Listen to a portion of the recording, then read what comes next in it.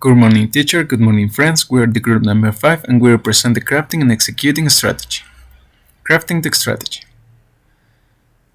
Successful strategy making depends on business vision. Having a vision will give your business a clear focus and can stop you heading in the wrong direction. Perceived analysis of market condition and company capabilities. An adequate market outlook allows the company to improve its production based on more real figures, attracting and pleasing customers. The client, their needs, and their feedbacks allow us to better adapt the product.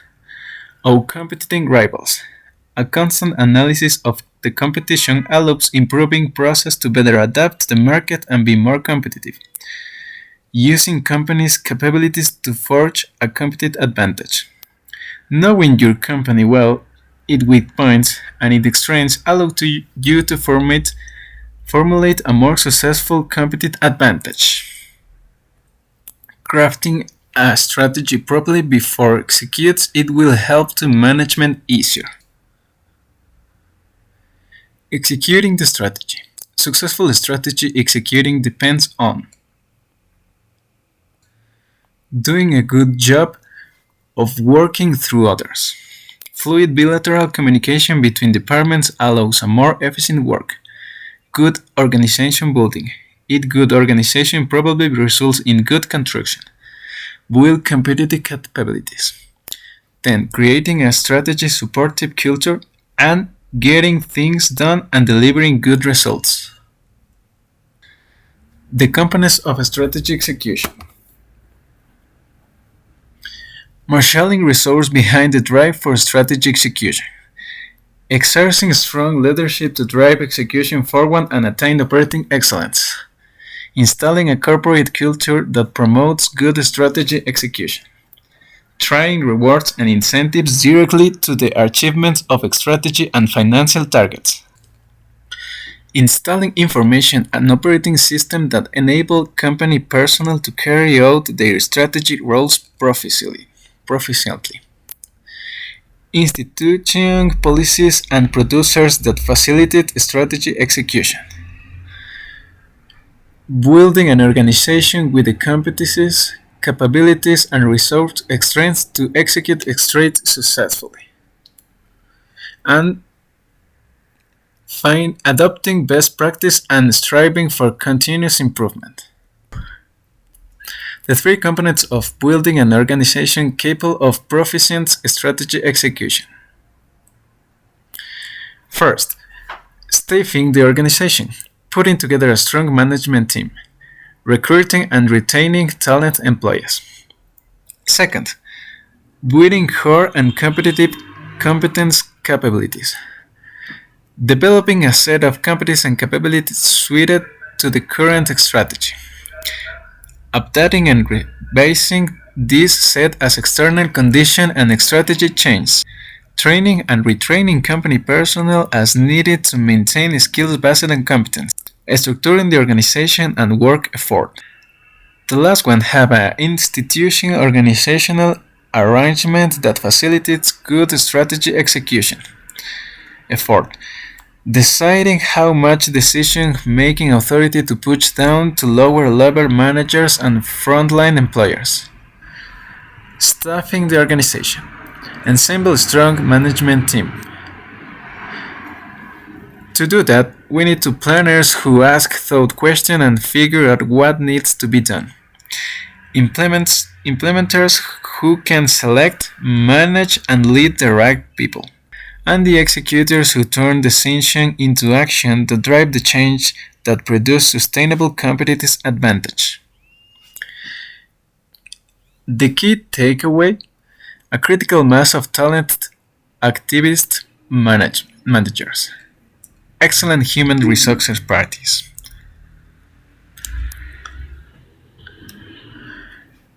To building and strengthening core competencies and competitive capabilities. What its skills? Approach to build competencies and capabilities. Develop capabilities internally.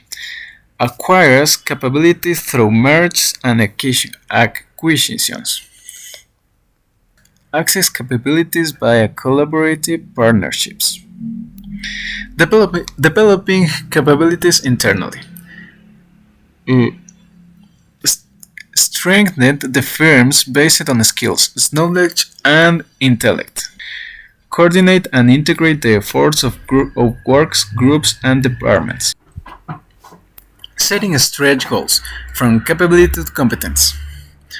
Thinking strategically about a firm's knowledge and skills base, then setting a stretch goal of developing an organizational ability to do something well, evolving the ability into a competence or capability by performing it well and at an acceptable cost, refreshing, updating, and upgrading competencies and capabilities as necessary to gain and maintain competitive advantage. And finally, thinking strategically about a firm's opportunities and challenges.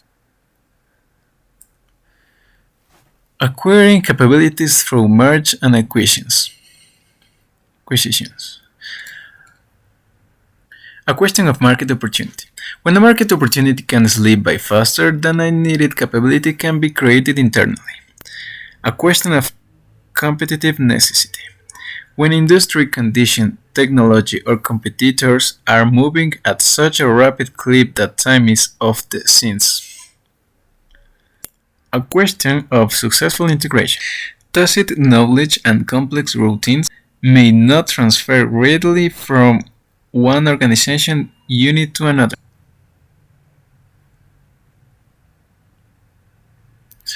Accessing capabilities through collaborative partnerships. Approach to acquiring capabilities from an external source. Outsourcers the functionally requiring the capabilities to a key supplier or another provider. Collaborate with a firm that has complementary resources and capabilities. Engage in a collaborative partnership for the purpose of learning how the partner does things. Further perspective on structuring the work effort. Matching structure to strategy. Pick a basic organization design that matches structure to strategy. Supplement design with appropriate coordinating mechanisms. Institute collaborative networking and communication arrangements.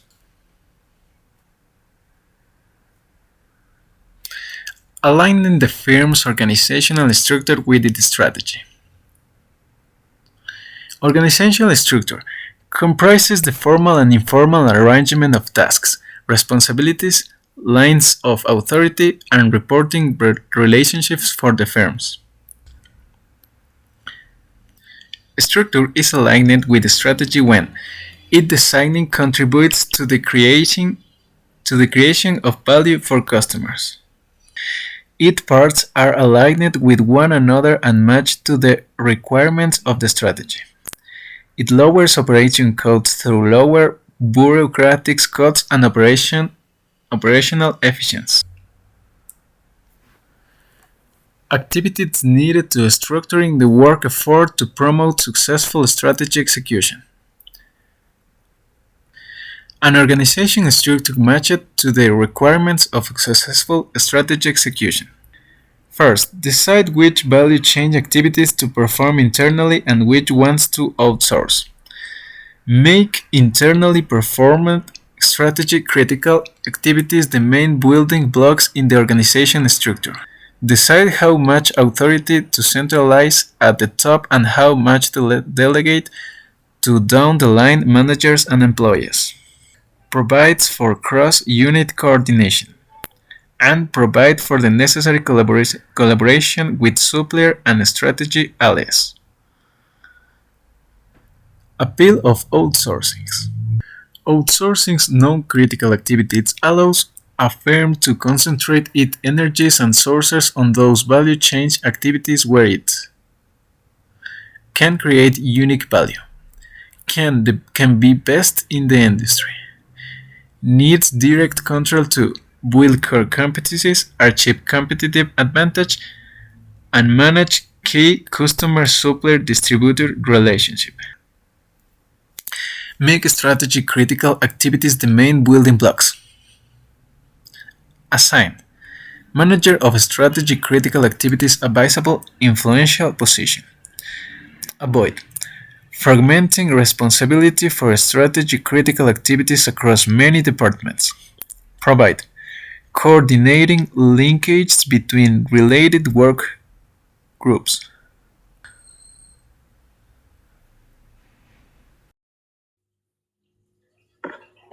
Okay, let's talk about determining how much authority to delegate.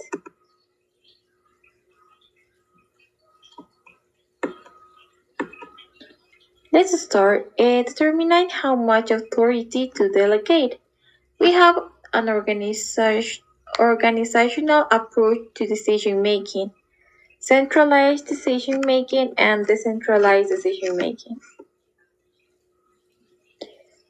Centralized decision making is the authority is retained by the top of manager, and decentralized decision making is when authority delegated to lower levels managers and employees.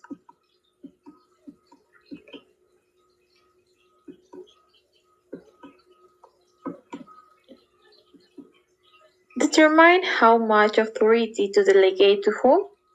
In a centralized structure, top managers retain authority for most decisions.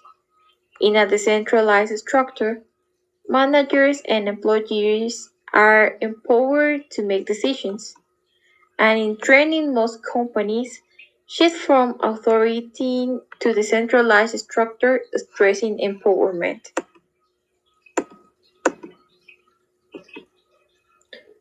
Capturing cross-business strategic fit in a decentralized structure.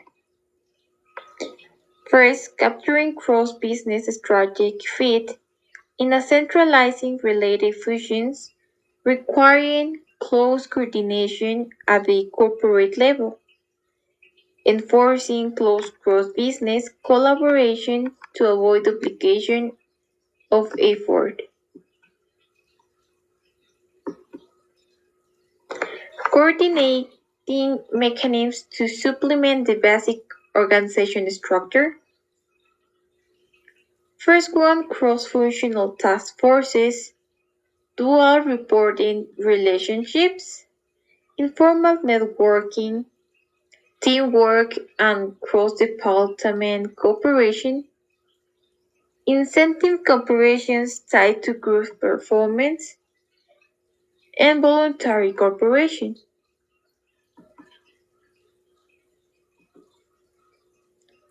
Matching type of organizational structure to strategy and execution requirements. In a simple structure that is well known as a line and staff, it match with strategy execution requirement. In the first one is functional structure or department or unitary. Is when a choosing strategy. Multidivisional structure, divisional or well known as B as M form, it capabilities and competences. And in a matrix structure that is a combination, the strategy that requires is centralized or decentralized control.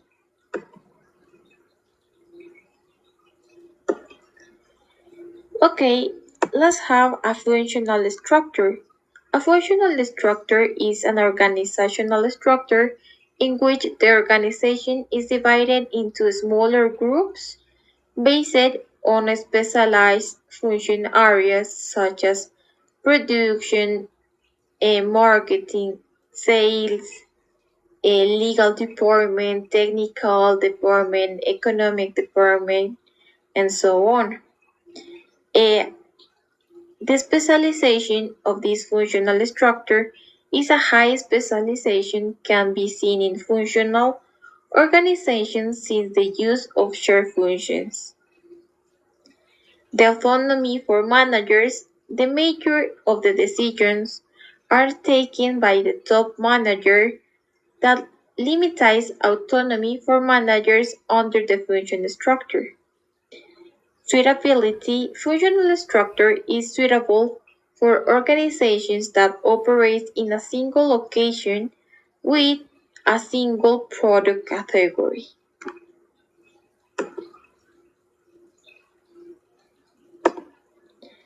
Let's have the multidivisional structure. Multidivisional structure is a type of organization structure where operations are grouped based on divisions or separated product categories. Division organization uses separate functions and this results in a low specialization. The autonomy here in this structure is significant autonomy in granting for divisional managers. Also, it is also appropriate for companies that have multiple product categories and is present in a number of locations. But now the main difference between functional organization and multidivisional organization mainly depends on the way they are structured. An organization that is managed structure of sharing function is called functional organization. If the tasks are according to separate divisions or product categories, such organizations are divisional organizations. The organization structure should be carefully chosen, and this will depend on the nature of the business and the preference of the top manager. Properly managed organization structure can result in a higher employee motivation and reduced cost.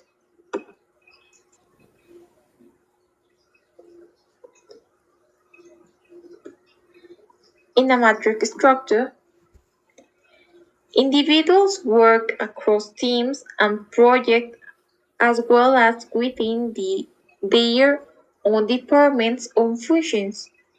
For example, a project or task team established to develop a new product might include engineers and design specialists as well as those within marketing, financial personnel, and production skills.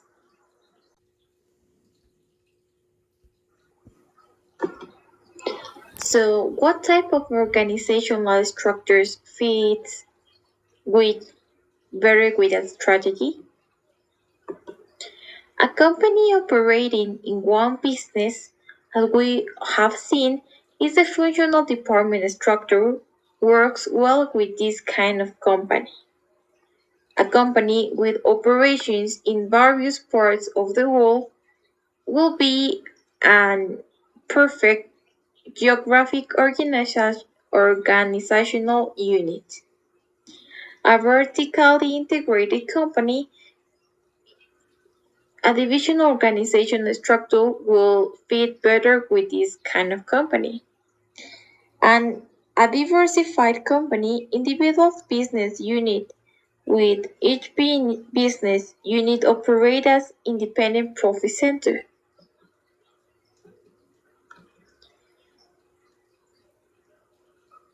Facilitating collaborations with external partners and strategy allies, creating a network structure using relationship managers to build a mainly cooperative arrangement of values of both parties.